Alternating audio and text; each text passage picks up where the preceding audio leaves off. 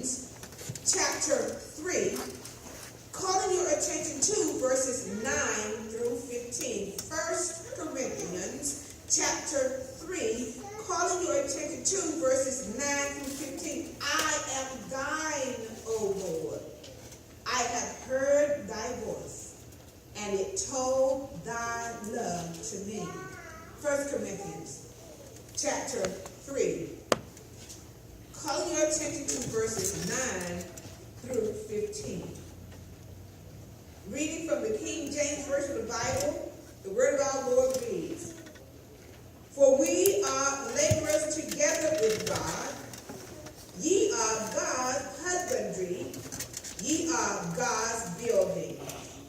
According to the grace of God, which is given unto me as a wise master builder, I have laid the foundation, and another buildeth thereon. But let every man take heed how he buildeth thereupon. For other foundation can no man lay than that is laid, which is who?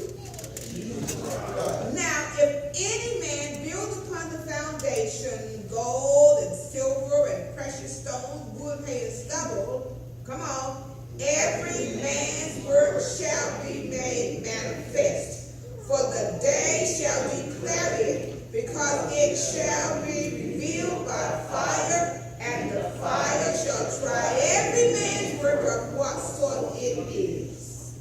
If any man's work abide, which he hath laid thereupon, he shall receive what?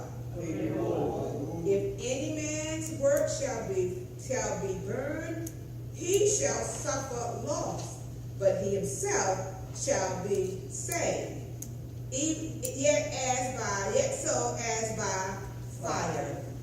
Our subject for this third Sunday in fall is the importance of life preparation. The importance of life preparation. I have displayed here on the podium a garland of fall lilies. And this garland is going to be the focal point for today's lesson. But I would ask us first to consider the concept of time just for a moment. Now, not to insult anyone's intelligence, I do believe everyone here except maybe one able to tell time. Am I right about it? Yes, indeed. I believe that there are all kinds of ways to tell time. Name some ways to tell time. By clocks, watches, phones, TVs, radio, sign language, anything else? Say again, say that. Over and over and over. What ladies might say? All right, okay, we're getting there. Very good. There are various ways of telling time. We also realize that there are many dimensions of time. We have seconds, we have minutes, we have hours, we have days, we have weeks, we have months, we have years, we have decades, we have millennium. Would you also agree that the seasons tell us what time it is? On Sunday, September 23rd, we officially rounded a seasonal quarter, transitioning from summer to the first full day of fall. One way we can tell is that the leaves on the trees have begun to what? Change colors. You see, Mother Nature is dressing herself in her fall finery because there are fusions of green and gold and orange and purple and brown and yellow and red. And as the warm days of summer draw to a close, we realize also that dressing habits are subject to change as the weather does likewise. Witness the progression. Many fields are already plowed under. The harvest is gathered in perfect two-part harmony. Preparation for next year's crop and provision for this year's need. Perfect two-part harmony. Preparation for next year's crop, provision for this year's need. Look at it, church. Even some of the animals are preparing to go into hibernation for a time of rest.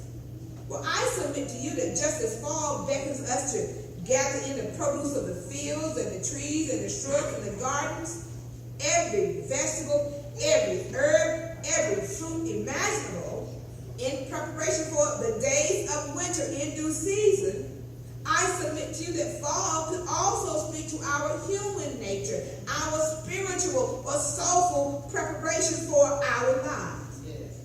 Now, in the 9 through 11 verses of today's text, we are challenged to pause and to think about this. Fall can lead us to ask, to ponder, to consider at whatever age. Are you ready for the winter of life? Are you prepared for difficult days that are sure to come sometime in the months ahead? Do you have adequate spiritual provisions in store that will support you when the cold winds of life blow and the world starts running around about you, when sudden illness strikes, or the unexpected death of a loved one comes, or financial disaster visits, or you don't get that grade you thought you should have gotten, you don't get that promotion you know that was yours, your BFF, your best friend forever, turned out to be your WFE, your worst friend ever. That relationship, you know the one, that one was a disaster. All the above and then some have preparation been made that will sustain us. Have we given thought to and come to grips with the big question of life having to do with illness and suffering, trouble and death? What influences our comfort with our place in the community of faith? Those who will support and sustain us when the winter of life comes, and it's coming, church. You can bet your bottom dollar the winter of life is coming. Yeah. If I would ask you to make your own list of events, issues, people with the greatest influence on your life, each list would be different in prioritizing, setting the order, prioritizing, analyzing the foundation of that influence. And we as born-again believers need to be careful of what influence, Lord have mercy, we come under. We need to be careful whose influence we come under. For we do understand that influence is an agent of change, good, bad, or indifferent at whatever age in our life preparations. Let's bring this close to home, right here at Antioch FWB Baptist Church. The fall season teaches us that change is inevitable and change is needed. It is designed for the better. Consider this, if you will. In your imagination, see the deep blue sky. Feel the warm fall breeze. See the leaves splendiferous in color. Mums and fall flowers in full glory, pumpkins and apples and grapes and pears. Oh my, picture perfect. Now some of you might want to freeze frame the scene until another time of your choosing. If it could stay like this until ... I don't want it to change.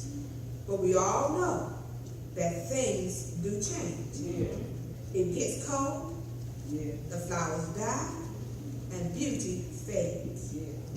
Well, just as members of our community made a decision 109 years ago to launch and create, to organize and establish a church named Antioch, determined to move ahead despite the many seasonal hardships that faced them, with the wisdom to lay the foundation and leave the legacy for us to build upon, with the view of exalting the name of Jesus. Some changes had to be made and some changes have endured. Yeah. Indeed, changes have been made in the life of our country, in the life of our church, in the lives of our people.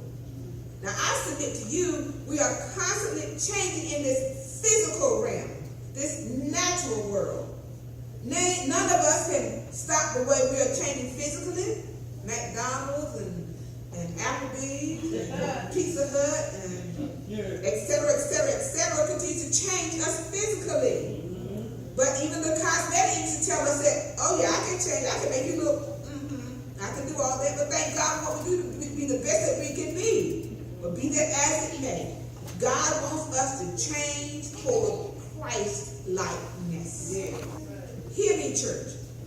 Until we, as a country, Lord help us, renew the foundation of our national heritage of one nation under God. Until we, as a people, renew the foundation of our faith in the Lord Jesus Christ. Until we, as a church, as a united congregation, renew the foundation to do all things as unto God, we will not receive the benefits of the lessons learned of past generations, of those who protected the management of our country, of our lives, of God's house, with their integrity, with their substance, with their devotion, with their commitment to revere, to honor, and respect country, individual life, and God. Hint, hint, hint, hint, hint. You got a copy of it. Go out and vote. Go out and vote. Be aware, care. Go out and vote. Hint, hint, hint. You got information. Go out and vote. Hint, hint, hint. You got information. Go out and vote. Voice your choice. Whoever wins, you have voiced your choice. If you don't do that, you ain't got a right to complain about nothing. That's right. That's right. Many died for this right to voice your choice. Just be responsible. Voice your choice. The importance of life preparation necessitates that we make a decision to follow God, to discover our personal values, to accept our personal responsibility, to achieve our personal potential in the things that God has prepared for us. I ask you, do you believe God's faithfulness to us means that he will take us all the way to the finish line, if you will, in the race he has set for us at every age, every single age? Do you believe that God already has everything in control?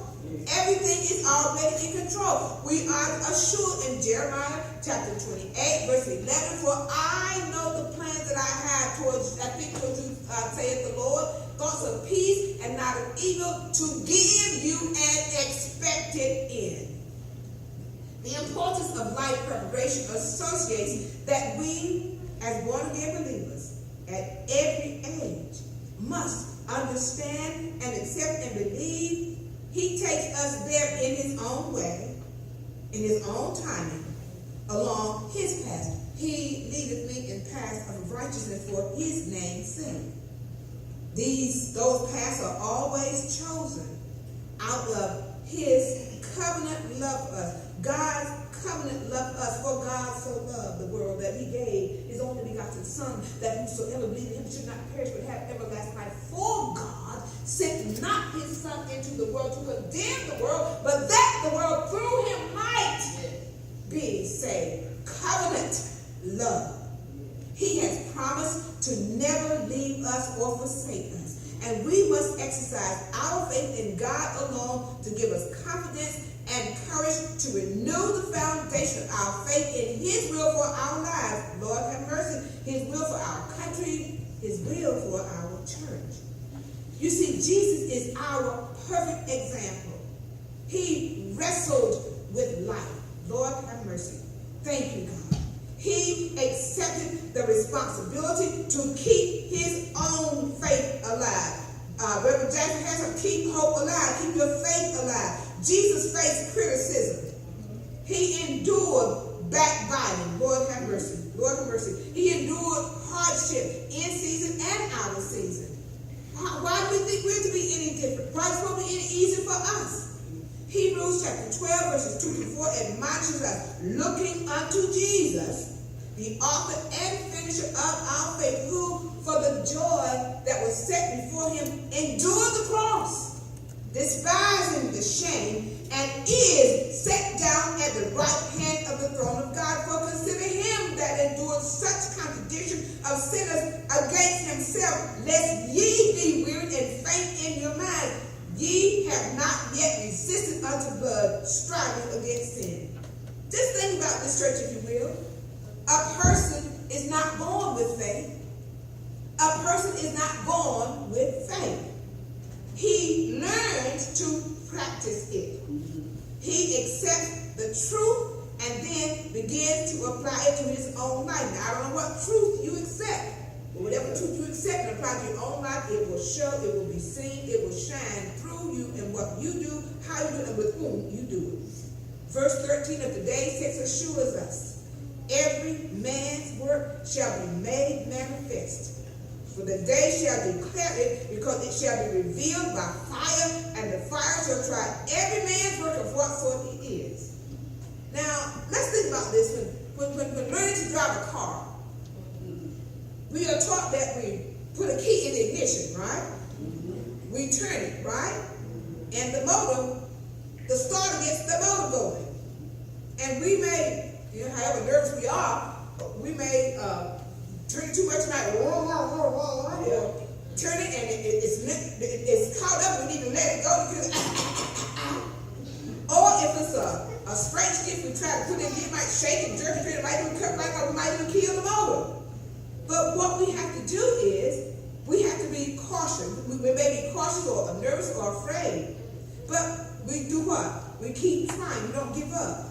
We do realize, however, that in some of the newfangled makes and models of machines, a key may not be needed. Even so, practice and practicality is still the order of the day for defensive drive, looking out for the other guy, in other words, doing unto others. In making life preparation important at every age, we must live by the moral law of humanity, compassion, mercy, love, and service. Because when we see the foundation being destroyed, when we see the foundation being destroyed, we must look at ourselves and our standards and see what kind of example we are in this world at whatever age. Only when we make a decision to follow God will we deliberately cultivate, if you will, our time of worship. We will deliberately cultivate our time for prayer. We will deliberately cultivate a time to be quiet. We will deliberately cultivate a time for our children. We will deliberately cultivate a time for true fellowship with one another. Somebody hear me up in here today. Be not deceived. Don't you fool yourself. It's put up or shut up time. Time is filled with swift transition.